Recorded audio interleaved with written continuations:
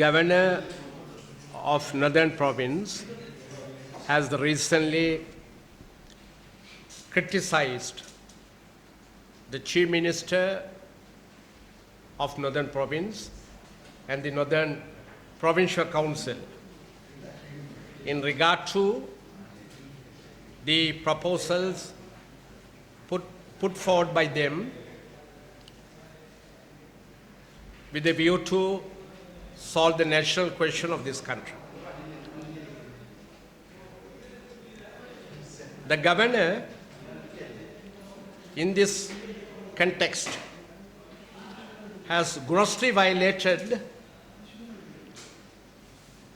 the norms and traditions that are long associated with this high office. Furthermore,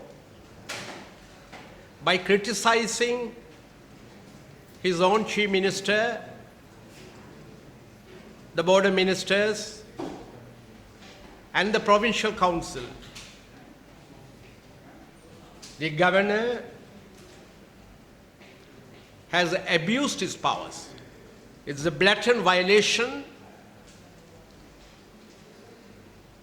of his powers and functions, and it is not only unfortunate, but it is also a gross misconduct on his part, in that he has gone public on this matter. If he in fact did have any reservation in regard to the political solution formulated by the Northern Provincial Council and forwarded to the Honourable Speaker of the Parliament of Sri Lanka, then he could have very easily discussed this matter with the Chief Minister in private. Otherwise, he really had the option of addressing the Provincial Council by calling for a meeting of the Council, for which he is entitled to under the 13th Amendment of the Constitution that created the Provincial Councils. But like an average politician, he has chosen to air his views in public. This is a serious matter which we can't simply ignore. This involves the right of franchise of the people of the Northern Province. This involves the mandate given by the people of the Northern Province to the Provincial Council and its Chief Minister. The Provincial Council and the Chief Minister are entitled to forward any solution they like, whether it is a solution based on the unitary form of government or federal form of government, or on the basis of a confederation, or even based on a panchayat system. It is entirely a matter that is solely at the discretion of the Provincial Council and the Chief Minister. A politician, for this matter, or a citizen, or any member of the media, definitely has a right to air his or her views on this matter. But definitely not the governor of the province. He holds a very responsible position. He needs to have the confidence of the people of the province. He needs to have the confidence of the Provincial Council of the province.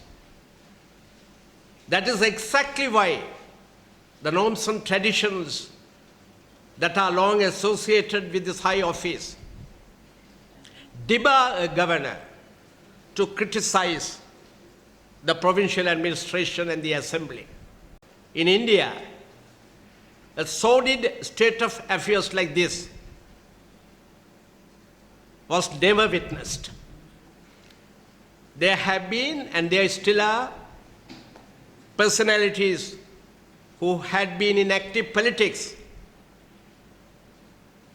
till their appointment to this high office. Once they were appointed, they shed all their political affiliations, political views, become neutral. Eminent politicians had been appointed to the governorship of various states in India. Even the former Chief Justice of India, Mr. Sadasivam, was recently appointed as the governor of the state of Kerala. But they strictly adhere to their constitutional powers and functions. They never deviate. Unfortunately, the governor of Northern Province, for reasons best known to him, I don't know whether he on his own did it or whether he was prodded and persuaded by an external hand or hands to do this. I do not know and I do not care. Thought it fit to go public on this matter.